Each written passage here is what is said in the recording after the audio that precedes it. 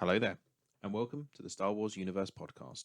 I'm your host, James, and I'd like you to join me this month as we explore what I and others have done in Star Wars. Joining me this month is a very special person to me, the host of YodasDatapad.com, and someone who, as you'll hear in the opening gambit of the conversation, I've been speaking to for a long time, but this was actually the first time I'd actually seen their face and actually heard their voice. So I'm going to hand over to Past James for a conversation with Cenev Clasan, aka Evan, the host and creator of YodasDatapad.com, the one-stop shop for all of your timeline novel needs. I'd like to extend a very heartwarming hello there to Cenev Clasan, also known by his alias Evan, who runs the YodasDatapad.com website, your one-stop shop for any book or timeline or character age requirements. Hello there. Hi, James. Good to be here. Thanks for coming. Appreciate it. So yes, it's we were talking just before we hit record on this and trying to figure out just how long we've actually been communicating with each other. And you amazingly had the first email that I sent over to you via the website, obviously getting the information from the website. It was April 2012. So we've been talking 11 and a half years on and off. I will emphasize on and off because it's been some time between communications at times, isn't it?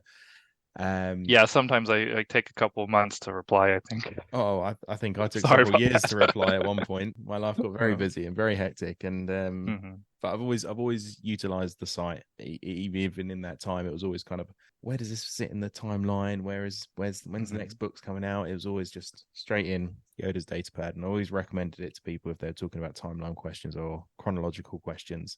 Cool. Yeah, so, it's sort of I try to fill that niche for people who want like at least all the novels in a list, but like as simple as possible. Yeah, absolutely, and the format of it is absolutely fantastic. And anyone out there who wants to check it out, I highly recommend it. YodasDatapad.com. Yeah, it lists legends and canon novels in line with the TV and movies as well. Yeah, and you've added all the ages on there as well recently as well, haven't you? I have the separate. You mean the ages of all the characters? Sorry, it's Yeah, I have a separate page with a table where you can kind of quickly look up how old each of the characters was in each movie. Yeah, which is very fascinating. I lost like half hour, 40 minutes scrolling through that at one point, and then realized I should probably be doing some work. But thank you for joining me. It's very much appreciated. This is my pleasure. Weirdly, I was to say, 11 and a half years of communicating. This is the first time we've either spoken or seen each other. So that's right. Yeah. So obviously I'm here to ask you some questions, and as I say, I appreciate you coming on and giving me the time. First question is when did you first get into Star Wars? I didn't really know about Star Wars when I was a little kid, but I was probably 11 or 12 years old when the special editions of the original trilogy hit the theaters. That was when I first heard about it. A friend of a friend at school wanted to go see A New Hope in the theater, and I went to see that. And I think I realized later that I had seen parts of Return of the Jedi on TV or something because the Ewoks were familiar to me. But yeah, I pretty much got into it pretty quickly after that. 1997. Yeah, obviously 1997, right before Phantom Menace, is probably kind of a very good time to get into it before like the second boom, as it were. Yes, there was a big kind of ramp up of especially of expanded universe content. Yeah, absolutely. And we got a lot of novels in and around sort of the different characters. I remember Darth Maul's Shadowhunter coming out fairly shortly after, and the sort of the toy side of it was huge, because obviously that was, looking back now, and knowing what we know about behind the scenes, that's what George Lucas made all his money on. So he was always going to throw toys at everyone, wasn't he? So what made you go from obviously introducing it, what a lot of people probably consider a little bit later in childhood, to obviously going hard on it, as I say, with falling madly into it? what made you then decide to want to start up Yoda's Datapad? Well, I guess it was, I mean, by the time I was like really using the internet, I was already really into Star Wars, and I think someone showed me how you could like make a website, and I was like, cool, I'm going to make a website about Star Wars. At first, I just wanted it to be like everything. I wanted it to have like character encyclopedia and but the thing that stuck that ended up being something that people would come to it for because it was a little different was the list of Star Wars novels, the timeline of Star Wars novels. And at the time, I was doing a little email newsletter about Star Wars book news in like early 2000s when I first started. Awesome. Mm-hmm. Yeah, you were trying to be Wikipedia before Wikipedia. Yes, exactly. And there was before Wikipedia, there was, what was it called? The completely unofficial Star Wars encyclopedia or something. There was a website where there was like one guy that was like almost as good as Wikipedia. Yeah, no, absolutely. Of course, it's all much bigger now. It'd be harder now. But... teams and teams of people that update it instantaneously as they're watching something. It's a great source of information. Is Wikipedia? It's I do remember the switch from the now Legends to canon. That caused them a bit of a problem because all of a sudden everything had to be split, and it was like, okay, how do we do this? What is still canon? Right. And it was even things like probably one of the highest rated books out there is the Revenge of the Sith novelization by Matthew Stover, and the book unfortunately is no longer classified as canon. Right. Lucasfilm made some kind of funny statement about it, like they said, well, the parts that are the same as the movies are canon. Yeah. Which basically means the book is not canon. Right? Yeah, and there was so much in specifically episode 3 that I absolutely loved that added to it. Like the that's a favorite of mine too. Yeah, like Sidious searching the Force and drawing down Vader, and that's how he gets his name. That's just not communicated brilliantly in the film. I love the film. It's probably my favorite. Yeah. No, I always felt that way too. That book really adds so much to the movie. It really does. It really does. Probably more so than any of the others, though I haven't read all of the sequel ones yet. No, I will say episode 9 really adds a lot to that movie, the novelization, whose author is escaping me at the moment, but very, very good, very, very good adaptation, and it adds enough to sort of answer some of the questions that were there.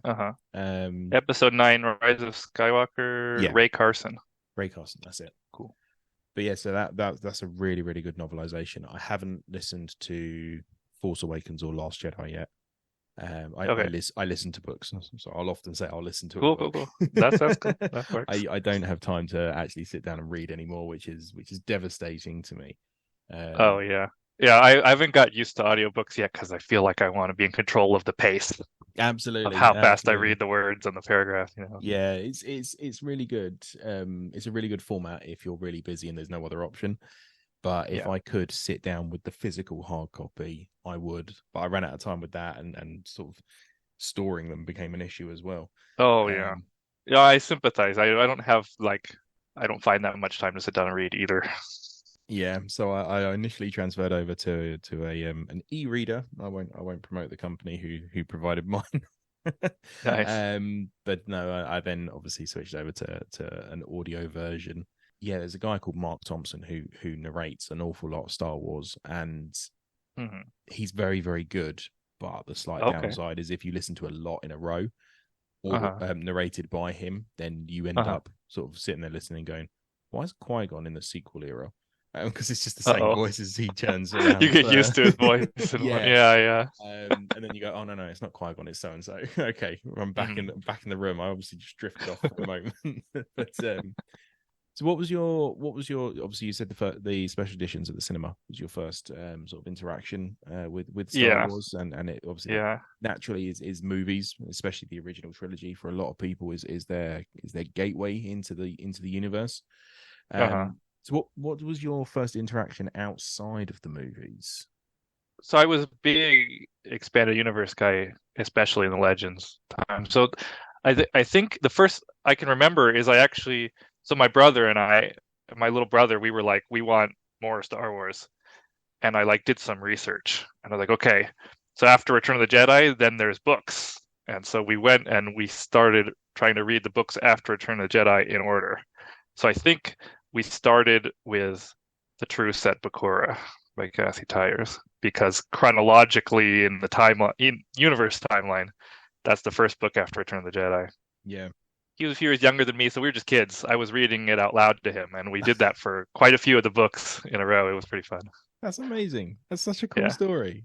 I bet he'd be really embarrassed now. No, I think he'd be happy about it. Yeah, cool. I think it's a good memory for him too.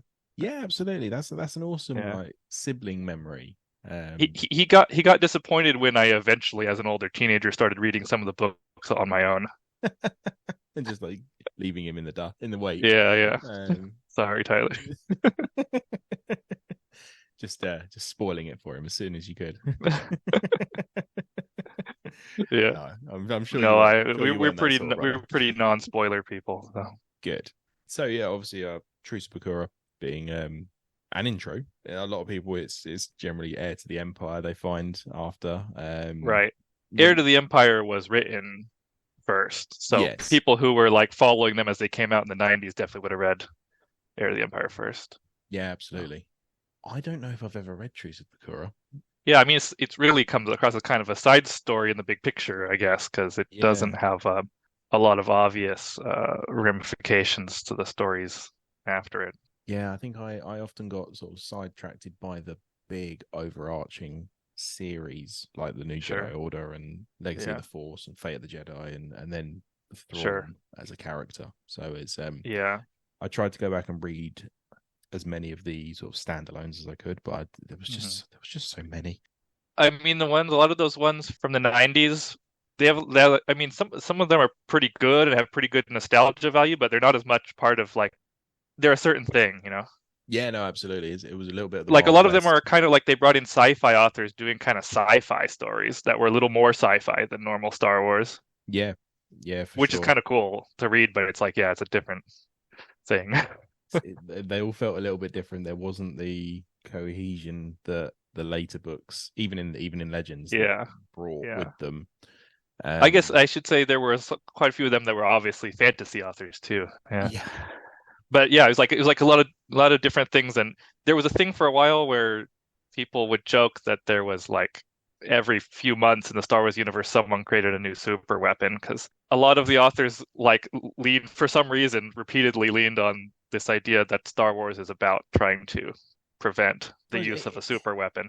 It gives the obvious big bad, doesn't it? And it gives the MacGuffin of the book or the film or the whatever. It's even the original trilogy was guilty of it. It was Death Star. Sure, they did the second Death Star after the first. Yeah. Yeah, and then obviously Episode 7 rolls around and you've got Death Star 3. But or there was an argument that there was a Death Star 3 already, because I think it was the Star Tours ride at Disneyland. In the story in that, there's like a Death Star that looks like the second Death Star, but the story doesn't quite match with Return of the Jedi. So there was like a fan theory that was a third Death Star. That's canon. And then I think that theory got some kind of nod in some official reference book later or something. They often so I was actually having this conversation with someone recently on Twitter, and it was a conversation. Okay. It wasn't the usual Twitter interaction. Quite a pleasant interaction. I was like, actually, George Lucas never considered anything in the EU, now Legends, as canon, and he was very much like, if you want it to be canon, it's canon. If I then go and override it with something else, I'm George Lucas. That's what I'm going to do. And it's definitely, that's definitely how he was. He was like chill about it, but also not going to be restricted by it. Yeah. And absolutely. I think there's the story that it became like especially kind of a big deal when the Clone Wars show was first airing. Yeah. And that was before they made the canon Legends split, but the show kept always was contradicting things. And then I think there's a story that George Lucas was actually pushing Dave Filoni to not let himself be restricted by the existing EU. Yeah, and I'm thankful for that. So because they created kind of the hierarchy of canon, didn't they? So it was movies, TV, books, then comics, then games, then fan fiction, essentially. So I always thought it would have been nice if there was like a cleaner, like if just because the timing worked out, if they had maybe split Legend and canons before they started the Clone Wars, so that the Legends universe didn't have to try to accommodate all the contradictions in the Clone Wars, and that could just be canon, separate Yeah, canon. I kind of headcanon it in my own way of just like Sure. season 1 of the Clone Wars is all canon, because that's what's classified, and so anything that was kind of in and around and trying to fit in, it's kind of histories written by the victors kind of thing, and it's just stories from the front line. So there's an element of reliable narrator question over it, but sure. I guess that's part of the idea of calling it Legends. Yeah, absolutely. And I love the fact that they've kind of still gone, well, if you want to just live in Legends, you can, but we're not going to create anything more for it. So right, they're still reprinting things from Legends. It's not like they're trying to erase them. No, and the thing I like at the moment is they're doing the Essentials Legends, aren't they? Which I think is what they're sort of prepping the fan base for. Of we're going to bring some of this stuff in, or faucets of it. And I like the fact that they've done Revan recently. Okay. So hopefully that means he will be brought in, because he was originally going to be brought in at the same point as Bane in the Clone Wars season 6. They drafted him up in the Clone Wars and everything. Oh yeah. Okay. Did he not even get mentioned at all? I thought maybe he had been mentioned in somewhere in the Clone Wars. He gets mentioned somewhere, or I might be mixing but up. Only mentioned. Yeah, it's only a mention. Yeah. If at all, I might be misremembering that and just sort of going, well, they brought Bane in, so therefore the Bane trilogy is now kind of canon until contradicted, and they mentioned Revan in that. So it's kind of there's a leap. Right, right. So it is the Clone Wars implies that at least some of that is really happened in the canon universe. Yeah, absolutely. It is good. Speaking of lots of different characters, who is your favorite character and why? I thought about this a long time, and I just can't pick one, because I keep thinking of like the stories that I get most into that meant the most to me, and it was always like about these different like whole casts of characters. I loved how they interacted together, and I just don't know how I could pick one. Give me a few. It's fine. This is not a hard and fast. Has to be one. If you've got one, great. If you've got 5, cool. I'm not going to stress about it. Well, I don't know. So I'm the kind of person who has trouble picking favorites, and sometimes I'll like pick something weird on purpose. I was just thinking like in the original trilogy, I really like that there is Jabba the Hutt. Not like I would be like, a follower of Jabba the Hutt, but you don't aspire to be him or anything. Right, I don't aspire to be him. I don't even need posters of him all over my wall or anything. I just think that was really like a cool, bold move that they made this like semi-major character into not even a humanoid species. To what degree you can say that about him. Yeah, no, absolutely. He's a giant slug. Yeah, and he has this palace with all this like super colorful, crazy, interesting, wild stuff going on in it. I like that. I like a lot of the EU characters too. One that came to my mind was Zane Carrick from the Knights of the Old Republic comic books. Yeah. I don't know if you've read those. I've read some. I mean, that was another one where it was really about the whole cast of characters, but yeah, I read the Knight Errant novel, which I think was part of the Old Republic. So I've come across the name several times. Yeah, that was a different series that took place hundreds of years later, but it was that same author and it was connected. Yeah. So I've definitely come across the name several times. So Zane Carrick is like this lead character from the Knights of the Republic comics by John Jackson Miller, and it's like he's the one that you're sort of seeing all this happen sort of from his perspective. But what he is he's a Jedi Padawan who seems to have supernaturally bad luck. And there's all these crazy things happen to him, and you're just like kind of along for the ride, and he meets all these crazy friends, and that's a really fun series. That's one of my favorite series. Straight recommendation there for Knights of the Old Republic and the Old Republic stuff. It's awesome. As much as the list on my website is only the prose novels, I am actually a big Dark Horse Comics Star Wars fan too. Yeah, Dark Horse was always comic books from like the 90s and early 2000s. Yeah, they were what I did read, which was limited, was always enjoyed. Oh yeah. I'm trying to think if there was any actually I didn't enjoy. Nothing's jumping to mind, so nothing devastating. So I mean, some of the earliest ones are sort of they're still really creative and stuff. I got more into the kind of later ones than the earlier ones, but yeah, it's all really interesting stuff. Any other favorite characters or shout-outs you I wanna mean, I could mention? just go on forever with characters, I guess. I like Lando. I like one of the ones from like the old Timothy Zahn books, the Thrawn trilogy and related books was I like Talon Card.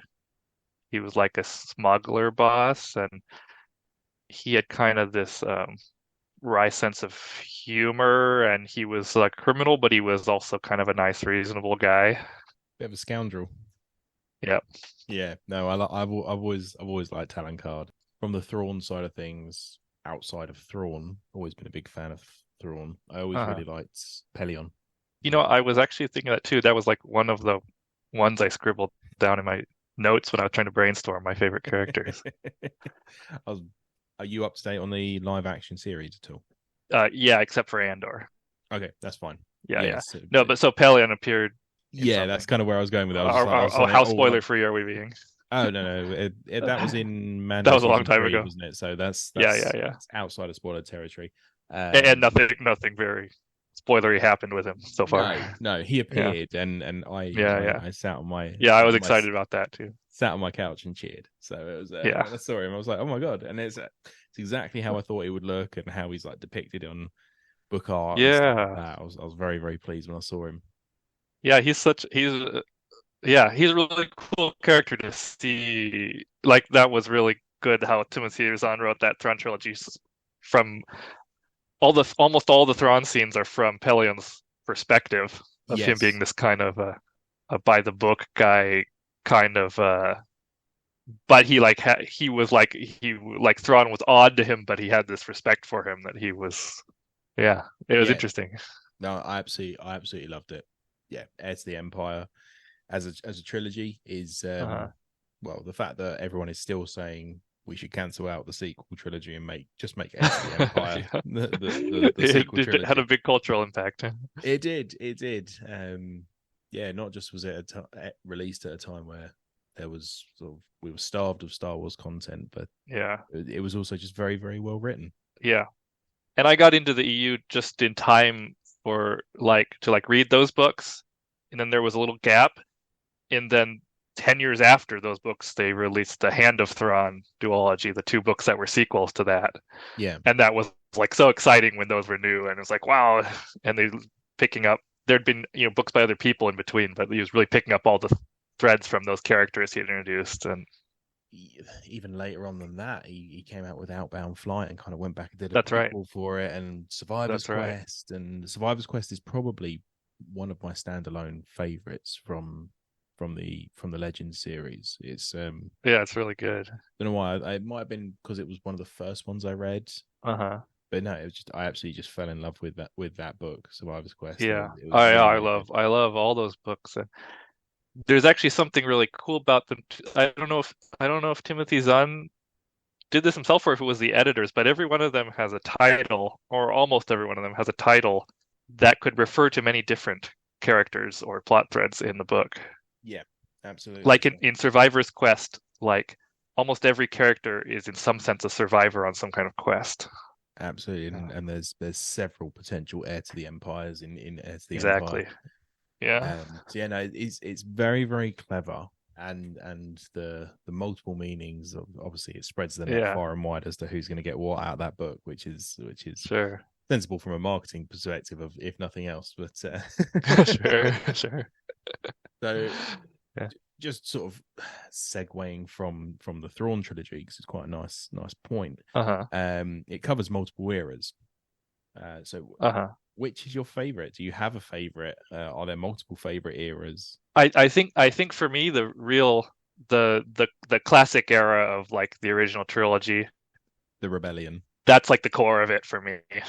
Maybe because because that's what started it. That was what got me into it, but also because in the Legends EU, at least, it was like I think that was the most richly developed era, and is happening in the canon era at the moment with the ongoing comic book series through.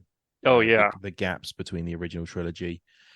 We've had an awful lot, and they have canon novels in that period too. And from a certain point of view Yeah, books. I guess they're doing something kind of like what the old Tales of the Mos Eisley Cantina, Tales of Jabba's Palace. We're doing things like absolutely. that.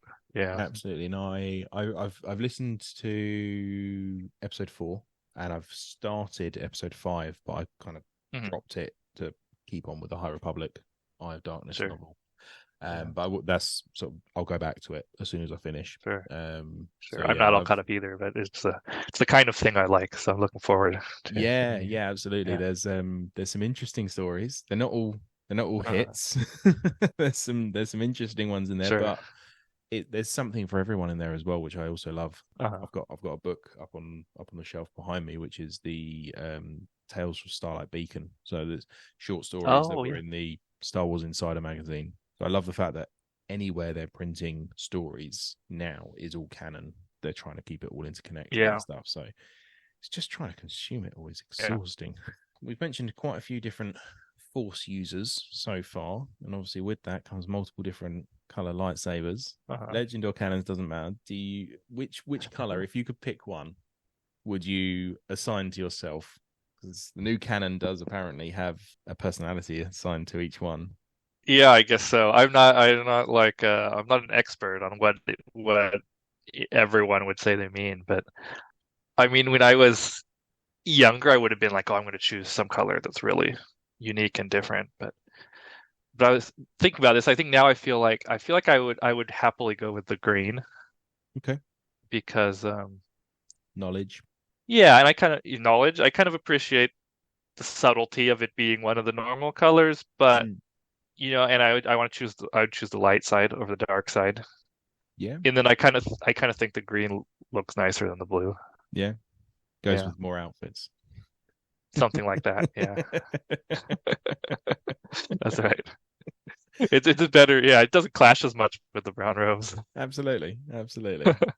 Yeah, I'm gonna have to answer this question myself at some point, and Yeah. I'm not gonna answer it today because I don't actually have an answer. I don't know Okay. is the Yeah. answer.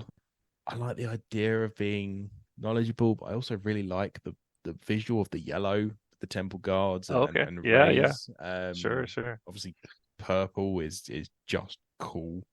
From when Mace got it in episode 2, it then Yeah. extended to Mara Jade as well, who is just a awesome character. Yeah. But yeah, so I Yeah. don't Back in the between episodes 1 and 2, when they were like making comic books that took place in the prequel era, but they hadn't seen Attack of the Clones yet. Hmm. There was a while where all the Jedi had like all kinds of random different colors of Yeah, so lightsabers. there was I don't know if you had it over in the States, but there was a game over here called Jedi Power Battles on the PlayStation. Oh, I think it did exist here. I didn't play that one, but Yeah, I remember hearing of that. It was a mad game. Like if you went forward, you couldn't go back. So if you missed Oh, like a power up, you're uh-huh. screwed. Wow. But it had Mace with a blue lightsaber. Plo Koon had a orange lightsaber. Adigalia had like almost a red lightsaber. Okay. And then you had Obi-Wan and I think one other character. Sure. I think Coyadi-Mundi was in there, Uh-huh. who both had blue. But yeah, it was that was kind of my first experience in terms of canon at that point in time. Yeah, and then we had There was a comic book miniseries, a graphic novel. I guess it's probably collected into one of the collections now, but it was called Jedi Council Acts of War, and it was like this adventure that took place in the lead up to the Phantom Menace, where like all the Jedi from the Jedi Council end up on this mission together for some reason, or even most of them do, or something. And I think they all had different colored lightsabers in that too. It sounds a bit like what was the Cloak of Deception? Yeah, that had a lot of the council members on it in that book, and that was Oh yeah, that was a bit of a slog. That was very political. it's political, and it gets slow, but it is like this very lovingly woven story about things coming together. As an adult, Yeah, loved it. yeah. As a 14, 15-year-old, not for me. Yeah, sure. No, I remember it. I remember it was slow. Yeah. Yeah, there's a new novel coming out. I want to say it's actually by John Jackson Miller. Oh yeah, the Living Living Force. Force. Yeah. Yeah, and that's going to have a lot of council members in it as well, and that's out Yeah. April. That'll be good.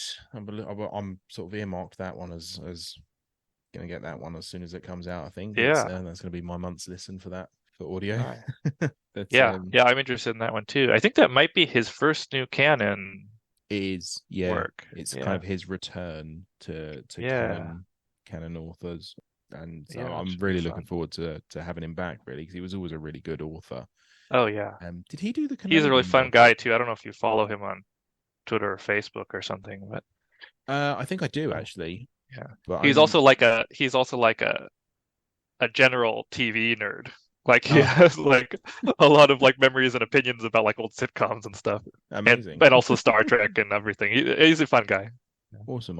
I actually met him. I met him at Star Wars Celebration back in the day when he was doing the Knights of the Old Republic comic books. I've always enjoyed his stuff. I've always enjoyed the stuff he's released, and Kenobi. Yeah, I was going to say. I think he did the Kenobi novel. Yeah.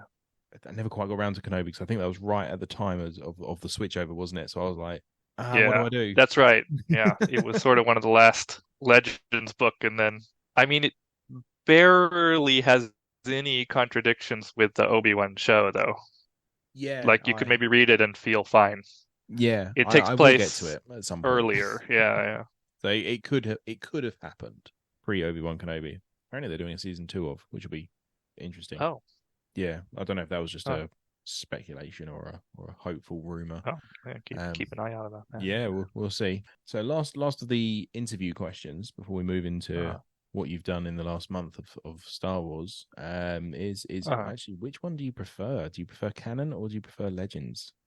I don't necessarily want to take a side, but for me personally, I have more. The Legends means more to me personally. Yeah, because probably where I'm coming down on it at the moment as well. It's what really first got me deep into Star Wars. It had this kind of special.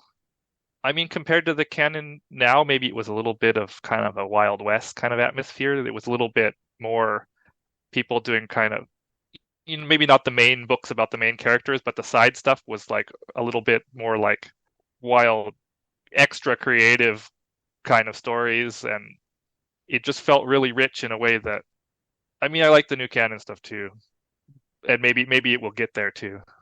Yeah, but that's the one that's like already there. There's like, a lot of history there, and so many different voices contributed to it. Yeah, I think there's I want to say it's like, if we take it all the way back from Splinter of the Mind's Eye, which is no longer canon, it's 40 odd years, isn't it? But I think it's about 23 years between Heir to the Empire and the Disney acquisition. So we've got a little way to go. We're about halfway there in terms of canon. That's true. Yeah. At like real life timeline of what they've had, but they've pumped out quite a lot of it. They have. It feels content. the new canon feels a little more controlled, which they said, well, we're going to make it like a more, they said they were going to keep the continuity a little tighter. Yeah, and they're going to. But the thing about the Legends is, despite it being a little wilder and less controlled, they still did like a really impressive job of keeping it all mostly consistent with each other. Yeah, and they only really sat down and kind of storyboarded out like that particular series. So I remember looking into Legacy of the Force, and it was 5 authors, wasn't it? I think, which is a little more like what they're doing now. Yeah, right. But they all sat in a room and went, right, where are we going with this? What's the overarching story? What beats do we need to hit in each book? And then they just all went off in their own directions, came back and went, here's a draft. And that's probably what should happen in the scenarios. Obviously, a lot of the criticism around the sequel trilogy is the lack of cohesion. And I do think that was a factor. I don't think they storyboarded out the trilogy properly. Whilst I enjoy each film independently, as a trilogy, it's awful because it's an incoherent mess at times. I know what you mean. Yeah, but they could have sat down, storyboarded out the trilogy, and then gone off and made their own films, and we wouldn't have what ends up being a really weird film in The Last Jedi, bookended by J.J. Abrams doing a perfectly fine job, and Ryan Johnson did a good job. They just don't. It's like you've taken the middle one of another trilogy and just dumped it in, and gone, there you go. So yeah, that's the thing. I'm not sure the new canon has lived up to the promise of having a tighter continuity than the Legends did.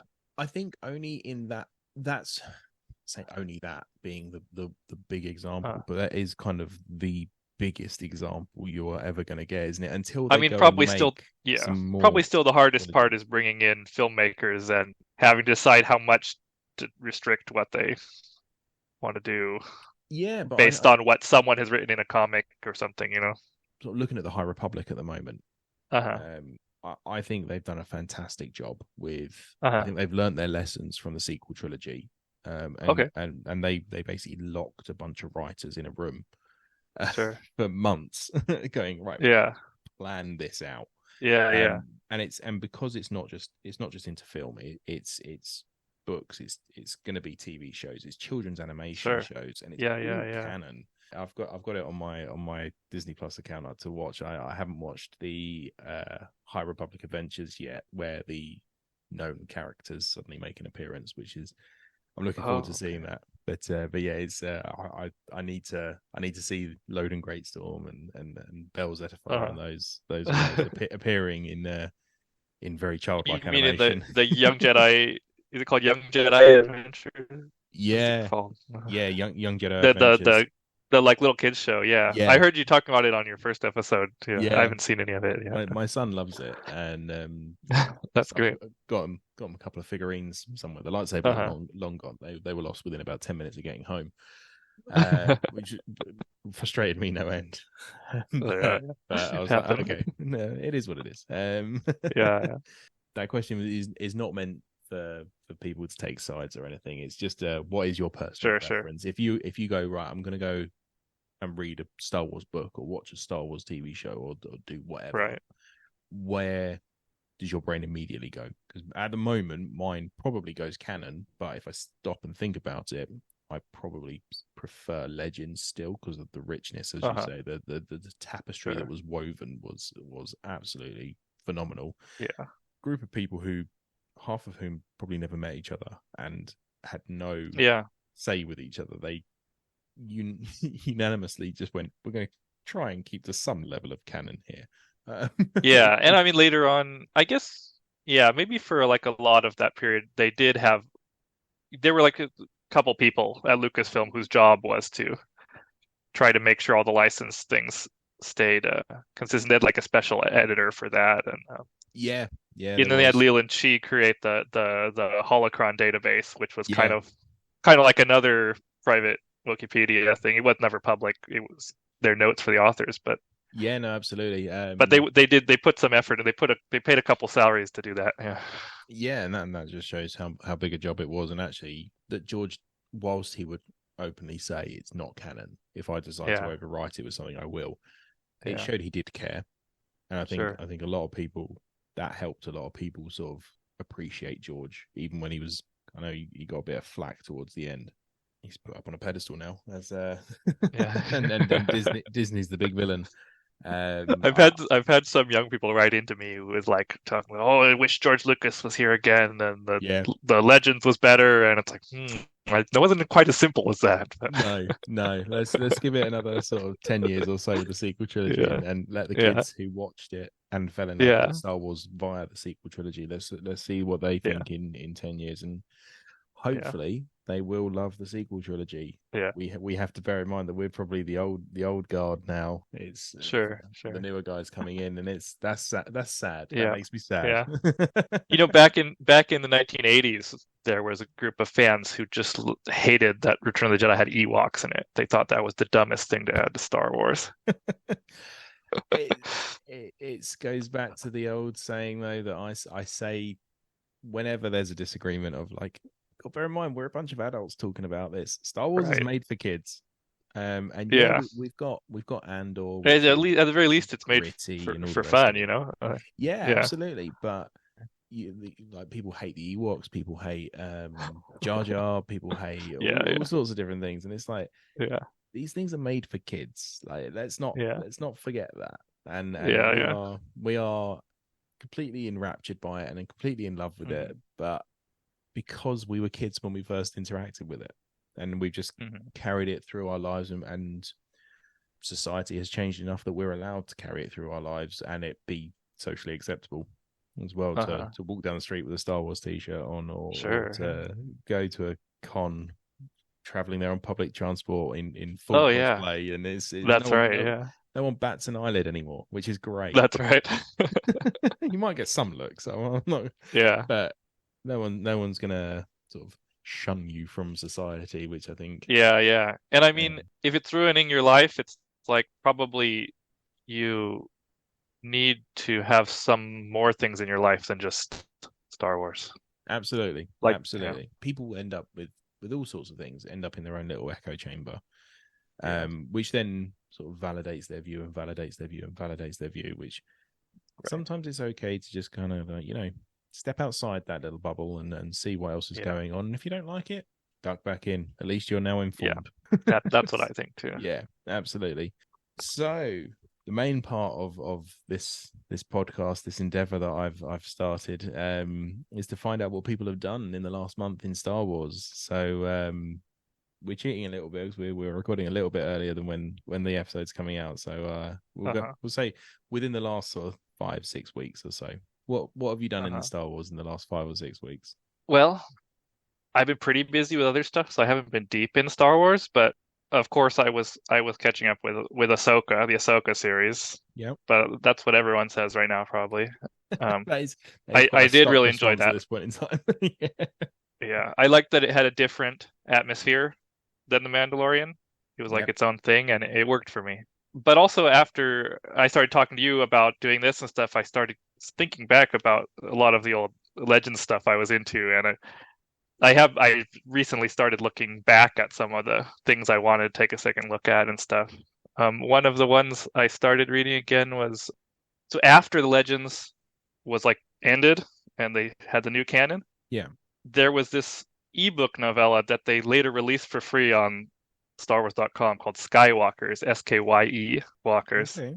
and it's by a guy I've met before named Abel Pena, and he wrote like some of the old source articles in the magazines and stuff, and he's like super expert on Legends EU, and he wrote this short novel that's like full of all these tie-ins to all kinds of obscure Legends stuff, and but it's not just that. It's also it takes place during the Clone Wars. It has Obi-Wan and Anakin in it, and it's just like really goes hard on like kind of analyzing what's going on in their heads and examining some philosophical ramifications of what's going on. And so this was sort of it came out too late for anyone to make an official statement on whether it's like part of the official Legends canon, but Yeah. it seems like it basically you could think of it as sort of the last Legends novel in a way, and it's one of these kind of off the wall wild legend stories that I'm talking about that made Legends a little different. Made Legends legends. Yeah, yeah. I don't think I'm aware of that in any Yeah. way. So that this is one of the things that I really hoped would come out Uh-huh. of me doing this show and speaking to people Uh-huh. is I would get recommendations because I don't Yeah. I a lot of my friends and families are like, you Uh-huh. are the Oracle of Star Wars, and I'm like, I am really not. I know other people Well, who are into it just as much as I am, but have been either into it longer or do different things, and they yeah. collect data and they just absorb data on it. Yeah. And I know the feeling yeah, because I mean now I'm like a little bit behind on a lot of stuff, but back in the day I was like really into it, but I was never the most. There's yeah, Ben Folds says there's always someone cooler than you. yeah. Its definition of And cool is has changed over the decades in terms of Star Wars. But yeah, no, from yes, our point of view, yes. there's always someone cooler or more knowledgeable. There were always people who knew more EU facts than I did. Oh yeah, absolutely, Yeah, so absolutely. this book is it was never like released through proper channels. It was like a free download, and but I can find the link for you. I'm thinking about putting it on to my list with like a little note because I've excluded like ebook novellas from the list, but I'm thinking that especially now that people are looking back and wanting more Legends stuff, I'm thinking about maybe finding a way to put those into my website's list in a way that people will see that they're shorter books or whatever, but there's Yeah. not too many of them. I might not be bad to intersperse the list with those ones too. Absolutely. Yeah. The more information on there, obviously, the more work for you, but the better for all of us. So, Yeah. Well, I mean, it's the balance of because sort of I think the reason people come to my list instead of going to some like super detailed timeline is that it's simple. So I don't want to like add too much more and more. People say, oh, you should add the comic books, and I love the comic books, but if you want a timeline that's like all the books and all the comic books and all the stories and all the video games, other people actually have made that. yeah, no, absolutely. And if it's already there, then why duplicate? Why put yourself through that much extra work for something that someone else has already done and has sort of done it first as well? So I fully appreciate that. I mean, chasing that a little bit, wouldn't you? If you decide to do it, yeah. I mean, I dream of having like a list in the format I have it, the clear, like simple format where you could like turn on and off whether it includes different things. Maybe someday, but I've started to feel like some of the like short novels that were published kind of a little bit outside the normal publishing program. There's a handful of those. I think that might be a fun thing to add in because I think it's something people who are reading prose novels are probably interested in. Yeah, absolutely. Yeah, absolutely. Anything else in this month? There's another ebook novella that I actually never finished before. And now I'm going back and started reading it again, so I might be able to finish it. It's called this one was actually you can buy it on Kindle or whatever. It's like it was like officially published. It's called it's probably included in some of the editions of the other books too, but it's called Boba Fett, A Practical Man. Heard of it. I have heard of that one, yeah. And so it was written after the New Jedi Order series was finished. Yeah. With the Yuuzhan Vong invasion and everything.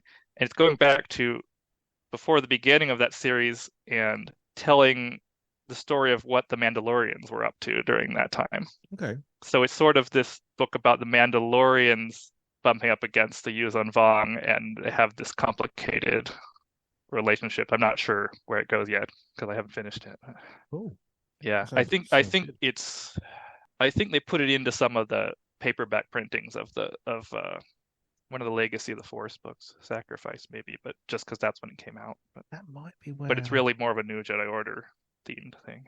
I think I looked at it and went, "Oh, I'll start reading that," but then I was like, "I want to carry on reading Legacy of the Force." Yeah. So I'll come back to it. I don't think I ever did. Well, it probably has some connections to because in the Legacy of the Force books, one of the authors was Karen Traviss, right? Yes. Still in that time, yeah. Yeah. And she had these kind of Mandalorian characters that she would bring in a little bit and tell it was. So it probably has some ties to that too, just some of that. The second book was called Bloodlines, which was pretty much wholly about Boba. So and he was that's right. He was a big character in that series, and sort of so much older. Yeah. Boba Fett at that point in time. But yeah, she was actually before the Clone Wars show. Karen Traviss was the one. So for Mandalorians, the person who kind of revived the Mandalorians being a thing was actually Abel Pena, who wrote that book I mentioned, Skywalkers. Yeah. He wrote an article in one of the magazines about the history of the Mandalorians, and he brought together all these obscure sources about the Mandalorians. And actually, parts of that seemed to have been inspiration for the Mandalorian show. Actually, it seems like they read that. Yeah, like the Mythosaur and stuff. Yeah. He invented the name Mythosaur. Yeah, Dave Filoni and Jon Favreau seem to have read everything. Yeah, so, yeah, not surprised. So Abel Pena started this Mandalorian revival, and then Karen Traviss kind of picked it up and started developing a Mandalorian world in the EU that we had never really seen before, starting with her Republic Commando series of novels. Yes. Which were about clone troopers, but they were like some of them have been trained by surviving Mandalorians. Yeah, they even brought that into. Did they bring that into the Clone Wars as well in later seasons? They probably did have some things from that in the Clone Wars, but the Clone Wars didn't really follow how she had imagined things to go, and she eventually retired from Star Wars because of that. She felt like it was they were taking her, not like she thought she owned it, but she was she had kind of adopted this role of the caretaker of developing the Mandalorian side of the world in Legends, and then Yeah. Clone Wars went off in a different direction, and eventually she's like, okay, I'm done. I'm like, Yeah. she stopped doing Star Wars. Fair enough. But she wrote a lot of really good books. Yeah, she did. She absolutely did. She was always one of the authors that I sort of looked out for. You'd always know you'd get a good story out of her. Yeah. Yeah. Cool. Well, thank you very much, Evan, for your time and for your contribution and letting us know, answering the questions, and also letting us know what you've done in the last month of Star Wars. And I will hand back to future James. Thank you for that, Evan. It was very good to have you on the show, and hopefully we can have you on again in the not too distant future. So, turning our attention to what I've done in the last month in Star Wars. Have I been busy? I don't know. It feels like I haven't, but then looking actually back through what I've done, it looks like I've actually done quite a lot. So I finished off the Mace Windu and Jar Jar Season 6 arc in the Clone Wars, mainly off the back of the Sword of Talzin from the Ahsoka series appearance, and I wanted to see that in action, as it were, with Mother Talzin. Is it a good arc? It's fine. It's fine. It's Mace Windu and it's Jar Jar, two characters who are not my favourite, but enjoyable. It was enjoyable. I am actually looking forward to the Mace Windu limited series comic book run next year, so that should be hopefully quite good. Staying with the Clone Wars, I watched the Yoda 4-episode arc, episodes 10, 11, 12 and 13 of season 6, where he goes off and explores I'm going to refer to it as the Well of the Force, where the Force Guardians put him through some trials and some tests, and he passes them all, obviously, because he's Yoda. A thoroughly enjoyable 4-episode arc. We get the appearance of Darkside Yoda as a precursor chronologically to the Darkside tree, Darkside cave in Empire Strikes Back, where Luke confronts Darth Vader, but turns out to be himself. And we also have the appearance of Darth Bane, the first mentioning of Darth Bane in canon, so that's very exciting, and we'll get an appearance as well. TV-wise, I also watched the 2003 Clone Wars Part 1, the first hour. I've got the Part 2 to go, but I just really fancied rewatching it, and it was one of the best depictions of Mace Windu I think I've ever seen, where he takes on the entire droid army by himself, and he loses his lightsaber halfway through, and so he just punches repeatedly. And then at the end, he just takes a little sip of water off a kid and flies off. It's a bonkers series, which was all we had at the time for in between episode 2 and 3 of what the actual Clone Wars looked like. 5 years later, we obviously got the introduction of the Clone Wars movie and the introduction of Ahsoka, which changes the entire complexion of Star Wars, really, given the history and looking back with hindsight. But the 2003 series is absolutely fantastic and highly, highly worth a watch. The entire thing is just shy of 2 hours, so it's definitely worth a watch. And you get to see some interesting style of animation and how different people get different places, and it actually gives you a little glimpse into why Grievous coughs in episode 3, which is a bit of a weird one. Looking at comics, I was quite busy on comics, as it turns out. I've been slowly working my way through the main Star Wars monthly run. I'm still in between A New Hope and Empire, so I am quite behind. But I finished Star Wars Volume 11, which is issues 62 to 67, The Scourging of Sheetorun. I didn't really enjoy it. I'm not going to lie, I found it a bit of a slog to get through. It just didn't really interest me. There was nothing about the characters. There was nothing about the big three that was anything, really, of anything. It had no real bearing. It was very self-contained, not what I thought it was going to be. And knowing that there's only sort of 2 more volumes to go, I was hoping it would be a little bit more in terms of like setting up Hoth and things like that leading into Empire. But it is what it is. I've read it. I've ticked it off the list. Almost certainly not going to read it again. For the completionists out there, go for it. In terms of would I recommend it as a standalone volume? No, I wouldn't. It wasn't really for me. I also read Shadow of Starlight 2. Brilliant. really loving the new phase of the High Republic. I don't really want to go into too much detail. If you want more detail on that, there's a Star Wars comics podcast which I recommend, which will be detailed at the end. And I also read the High Republic Phase 3, number 1. Again, very good. Shadow of Starlight is the year in between phases 1 and 3, and detailing how people get where they get after the events of the Fallen Star. The High Republic number 1, the main run, is sets a year after the events of the Fallen Star. So if you've read it, you know what the events of Fallen Star are. If you haven't read it yet, then I would recommend going to read it. It's a very good book. You do need the other 2 main adult novels, really, to understand exactly what's going on from Phase 1, but you don't necessarily need Phase 2 at this point in time. I'm almost certain you will do, because otherwise they wouldn't have done it. This was all laid out brilliantly so far. I will emphasize they might still not stick the landing, but hopefully they will. I can't see why they wouldn't. Looking at audiobooks that I've been able to get to, I'm going to say books stroke audiobooks, because I listen to all of my books instead of actually physically reading them. I started this month by reading the Essential Legends collection Revan novel, which thoroughly enjoyed. And if you want more info on that, I actually appeared on the Source Pages podcast reviewing that with the other Spark Jedi Council members, Haley, Brian and Todd. Haley obviously being our guest last week. So go and give that a listen as well and support that podcast. They are very good at what they do. It's not just Star Wars, it's also Marvel, it's DC, it's Dune, anything that really is in a fandom that has a primer for any media coming out. They're the guys to go to.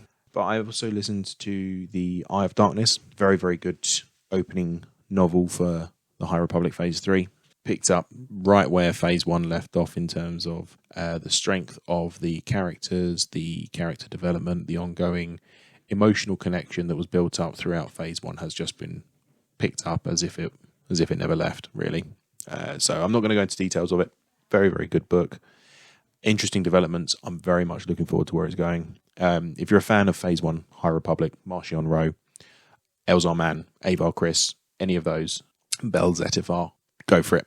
There were a couple of characters missing, which I was disappointed about, but they're not for any reason other than they just weren't in the book. So hopefully they will make appearances from either comics or the young adult novels, or maybe even the middle grade reader novels. We'll see what comes out. I think the next one coming out is in, I want to say January, maybe, which I think is the middle grade novel, and then I think we've got a young adult novel in March, but obviously we've got the comics to keep us going until then, plus a plethora of Legends and other canon novels for me to sink my teeth into and let you know what I think. But I think Eye of Darkness is going to be a very good setup book for the remainder of the phase, and I would highly recommend it if you were a fan of the High Republic Phase 1. After finishing those 2 books, I have moved back to continue my journey through the From a Certain Point of View books, and I have got approximately a third of the way through From a Certain Point of View, Empire Strikes Back. Largely enjoying it so far. It's good. It is good. Is every story gripping me? No, it's not. I think that's one thing that I both like and dislike about these short stories, especially in audio format. If I don't like something in a hard copy, I can just skip a few pages and move on to the next one. Audio is a bit more difficult, so you kind of have to just end up sitting there grinning and bear it. But that's a format problem, not a product problem. I probably could figure out a way to do it, but I listen while I'm driving and while I'm working, so I don't often have my hands free to then muck about with it. And also there's a part of my brain that I'm a bit of a completionist, so I like to at least listen to everything, even if I don't necessarily like it. It's short pain to just sort of say, like, no, I now have an informed opinion on this. There's certainly more good than bad in it so far, but I'll save my full review until I've finished it. Toy-wise, I picked up my kids a couple of the Young Jedi Adventure figurines, one of them being Yoda, another one being Leia. I love the Young Jedi Adventures. I love the fact that it's bringing young children into Star Wars. The animated style of it being very similar to Spidey and His Amazing Friends, so it's very preschool, early school years aimed. And we are going to get a couple of cameos in it from some more recognizable figures outside of Yoda. And I have also been gifted. I don't know if I should include this now or not, but I'm going to. I've been gifted because I opened it. As a Secret Santa, I was bought the Dagobah Yoda with Hut Funko from a friend of mine who lives in America. So very, very much appreciated. Thank you very much for that. It's going to take pride of place in one of my displays. So that's kind of it for toys, really. Game wise, I have continued my Star Wars Galaxy of Heroes account as I always do. Daily player, doing the grind. Been working on 3 Galactic Legends recently. So previously, I was only really focusing on Rey. Did finish my Dr. Aphra grind, got her up to a good gear level.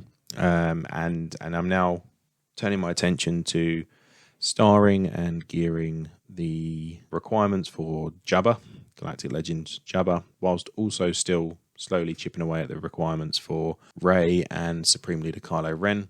Now that I have got everything I need a couple more relic levels for Supreme Leader Kylo Ren, and I just need the main ships now. So I'm nearly there, and then I can start the ticket grind and then the actual tier grind, which is going to be fun.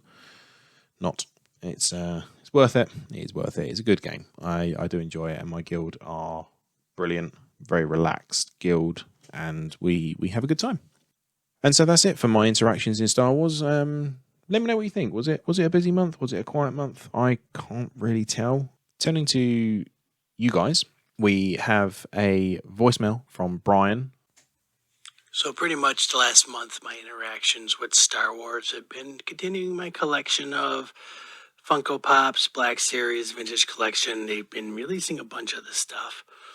And also I caught up on the High Republic novels and all the prose stuff, and I'm catching up on the comics for that. And I rewatched Ahsoka. I just got finished my 4th time watching it. So that's about it. Thank you, Brian. It's always appreciated, the feedback. The Vintage Series collection, you showed them to me when we were recording the Revan review for Source Pages, and they look beautiful. Turning attention to other feedback, Josh Hoyt, who is actually going to be my guest for the next episode. I'm very much looking forward to having a chat with Josh and seeing what his takes are on some of the Star Wars questions that I put together for each of those little interviews I do. So I asked him what he'd been up to for the last month, and his response was that he has updated his Lego clone army. He watched Revenge of the Sith with his son. What did your son think, Josh? Let me know. He's also added some Black Series figures from the Ahsoka series, and he's also pre-ordered the Target Black Series Clone Trooper 2-pack. So I'll be interested to see that when that comes through. I did ask which Black Series figures he'd picked up, and his response was that it was from the Ahsoka and Kenobi series, and he picked up Vader with a slashed mask, Ahsoka, and the new Bad Batch Merc attire for the crew.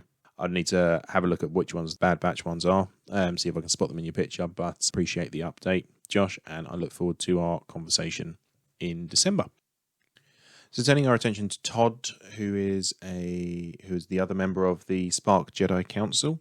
He has let me know that he's been reading The Eye of Darkness, so it'd be interesting to see what he thinks of that book, and if his thoughts and feelings about it match up to mine or are different. It was always interesting when we have differing opinions.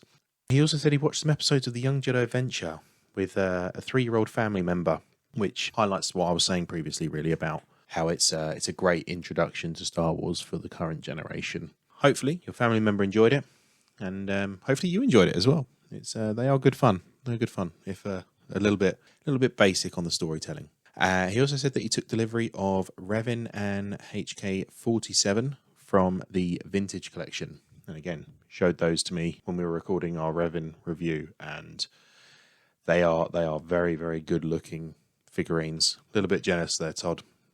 On Twitter, it was a little bit quiet on Twitter, so please feel free to interact with me or drop me an email or a voice note or anything like that. But I did have a response from Hayley Hobbs, another one of the Spark Jedi Council members. She hasn't had much to do in Star Wars this last month. She's finished Revan, and she started Battlefront Twilight Company. So 2 novels there, and Twilight Company I haven't read, but I have heard that there are some good things with that book. So I'm sure I'll get to it at some point. So that's going to do it this month for the Star Wars Universe podcast. Thank you for your time. Thank you to everyone who's provided feedback, and a big thank you to Evan for your time and the content of the interview. I had an absolute blast doing it. If you want to contact the show, you can do so at Twitter at Star Wars U Pod, YOU Pod, or you can contact via email StarWarsU Pod at gmail.com. And it would really mean a lot to me if you could drop a review wherever you find your pods. 5 stars is preferable. We do have some friends of the podcast, which we do like to give a little shout out to. So if you are interested in primers for upcoming fandom projects, Source Pages, a reading collective, also known as Spark. If you want deep dives into all things Star Wars, whether that mainly media coming out, TV and movies, we've got Star Wars The Saga Continues. If you want a daily digest of Star Wars news and updates on covering pretty much anything that is coming out now, we've got Star Wars 7x7. If you like the comics, there is Star Wars Splash Page. They go into the current comics and the upcoming comics and all latest news and details surrounding Star Wars comics. If you like Star Wars Galaxy of Heroes, Galactic War Report is a weekly podcast detailing their progress in the game, looking at the meta report and who they're grinding, how they're getting on in their Galactic Arena Challenge. Another podcast that goes into deep dive into the lore and how it associates and into the current media projects, and deep dives into certain arcs and how it's going to affect the future of Star Wars storytelling, is Children of the Watch. Those are my list of Star Wars podcast recommendations. But that's going to do it for us this month. I appreciate you all. Thank you. And I'll see you again next month. May the Force be with you. Always.